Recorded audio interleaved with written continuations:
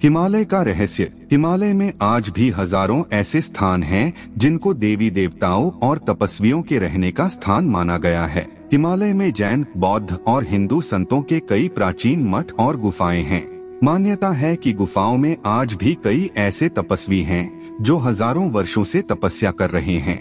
इस संबंध में हिंदुओं के 10 नामी अखाड़े, नाथ संप्रदाय के सिद्धि योगियों के इतिहास का अध्ययन किया जा सकता है। उनके इतिहास में आज भी यह दर्ज है कि हिमालय में कौन सा मठ कहाँ पर है और कितनी गुफाओं में कितने संत विराजमान हैं। इसी संदर्भ भी जानिए कि महाभारत और रामायण काल के लोग आज भी हिमालय में क्यों रहते हैं। मित्रों, चैनल पर पहली बार आए हैं तो कृपया चैनल को सब्सक्राइब अवश्य कर लीजिएगा। हिमालय का विस्तार कहाँ तक है? भारत का प्रारंभिक इतिहास हिमालय से जुड़ा हुआ है। भारत के राज्य जम्मू और कश्मीर, सियाचिन, उत्तराखंड, हिमाचल, सिक्किम, असम, अरुणाचल तक हिमालय का विस्तार है। इसके अलावा उत्तरी पाकिस्तान, उत्तरी अफगानिस्तान, तिब्बत, नेपाल और भूटान देश हिमालय के ही हिस्से हैं। यह सभी अखंड भारत का हिस्सा हैं। असुरों के राजा बलिया बाली की चर्चा पुराणों में बहुत होती है। वह अपार शक्तियों का स्वामी लेकिन धर्मात्मा था। दान पुण्य करने में वह कभी पीछे नहीं रहता था। उसकी सबसे बड़ी खामी यह थी कि उसे अपनी शक्तियों पर घमंड था और वह खुद को ईश्वर के समकक्ष मानता था और वह देवताओं का घोर विरोधी था। विष्णु ने कश्यप ऋषि के यहाँ वामन रूप में जन्म लेकर राजा बलि से दान में 3 पग धरती मांग ली थी। शुक्राचार्य ने राजा बलि को इसके लिए सतर्क किया था, लेकिन राजा बलि ने उसे सीधा साधा ब्राह्मण समझकर 3 पग धरती दान में देने का संकल्प व्यक्त कर दिया। तब वामन रूप विष्णु ने विराट रूप धर 2 पगों में तीनों लोक नाप लिए, जिसके बाद तीसरा पग बलि ने अपने सिर पर रखने को कहा, जिसके बाद वो पाताल लोक चले गए। राजा बलि से श्रीहरि अति प्रसन्न हुए और उन्होंने उसे न केवल चिरंजीवी होने का वरदान दिया बल्कि वे खुद राजा बलि के द्वारपाल भी बन गए। कहते हैं कि राजा बलि आज भी जिंदा हैं और वह हिमालय की किसी गुफा या जंगल में रहते हैं। जामवंत सतयुग और त्रेतायुग में भी थे और द्वापर में भी उनके होने का वर्णन मिलता है। जामवंत जी ने ही हनुमान जी की उनकी शक्तियों को याद दिलाया था। श्री कृष्ण की एक पत्नी जामवंत की पुत्री ही थी। जामवंत जी को चिरंजीवियों में शामिल किया गया है जो कलयुग के अंत तक रहेंगे। कहते हैं कि हिमालय की किसी गुफा में आज भी रहते हैं। संभवत वह किमपुरुष नामक स्थान है। भगवान विष्णु के 6ठें अवतार परशुराम कलिकाल के अंत तक सशरीर रहेंगे। परशुराम सतयुग में थे जब उन्होंने अपने फरसे से श्री गणेश जी का एक दांत तोड़ दिया था। त्रेतायुग में भगवान राम द्वारा शिवजी का धनुष तोड़े जाने के समय वे आए थे और उन्होंने राम को आशीर्वाद दिया था। इसके बाद द्वापर युग में उन्होंने श्री कृष्ण को चक्र प्रदान किया था। कुछ लोग कहते हैं कि भगवान श्री हरि विष्णु जी के कलयुग में होने वाले कल की अवतार में भगवान को भगवान परशुराम जी द्वारा ही वेदांत की शिक्षा प्रदान की जाएगी।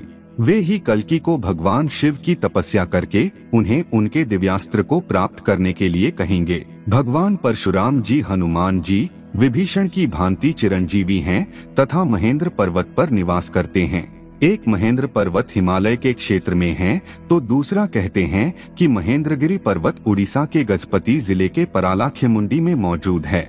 भगवान शिव के परम भक्त ऋषि मार्कंडेय ने कठोर तपस्या से भगवान शिव को प्रसन्न कर लिया था। कहा जाता है इन्होंने महामृत्युंजय जाप को सिद्ध करके मृत्यु पर विजय प्राप्त कर ली थी और यह हमेशा के अजर अमर हो गए। ऐसा कहा जाता है कि वे भी हिमालय की किसी गुफा में रहते हैं। हनुमान जी को एक कल्प तक इस धरती पर रहने का वरदान मिला है, अर्थात कलिकाल के अंत के बाद भी। श्रीमद् भागवत पुराण अनुसार हनुमान जी कलियुग में गंधमादन पर्वत पर निवास करते हैं।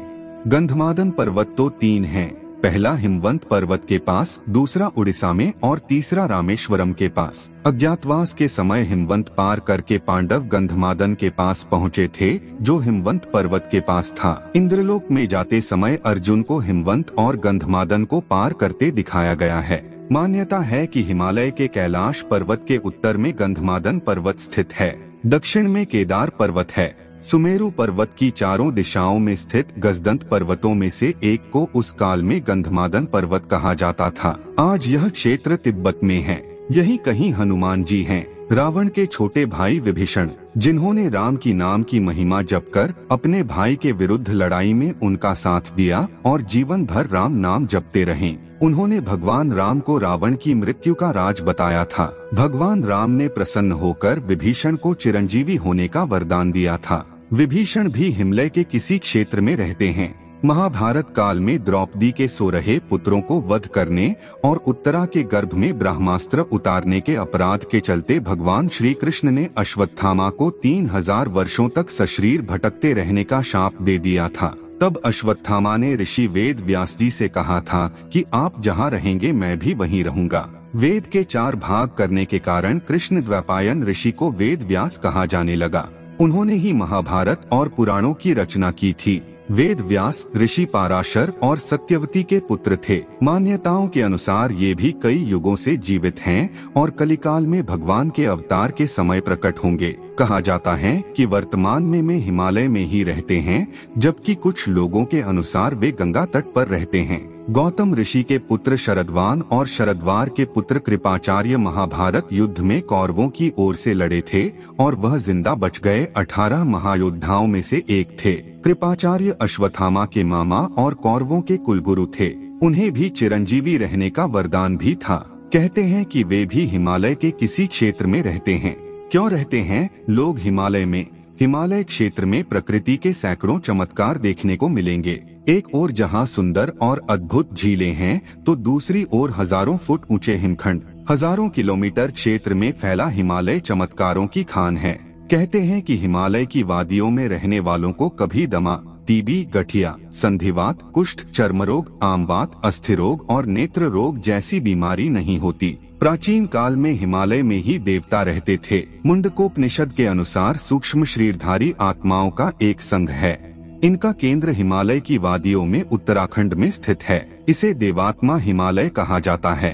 पुराणों के अनुसार प्राचीन काल में विवस्ता नदी के किनारे मानव की उत्पत्ति हुई थी। हनुमान जी हिमालय के एक क्षेत्र से ही संजीवनी का पर्वत उखाड़कर ले गए थे। हिमालय ही एकमात्र ऐसा क्षेत्र है जहां दुनिया भर की जड़ी बूटियों का भंडार है। हिमालय की वन संपदा अतुलनीय है। हिमालय में लाखों जड़ी बूटियां हैं, जिससे व्यक्ति के हर तरह के रोग को दूर ही नहीं किया जा सकता, बल्कि उसकी उम्र को दोगुना किया जा सकता है। मान्यता है कि कस्तूरी मृग और येती का निवास हिमालय में ही है। येती या यति एक विशालकाय हिममानव है, जिसे देखे जाने की घटना का जिक्र हिमालय के स्थानीय निवासी करते आए हैं। येती आज भी एक रहस्य है।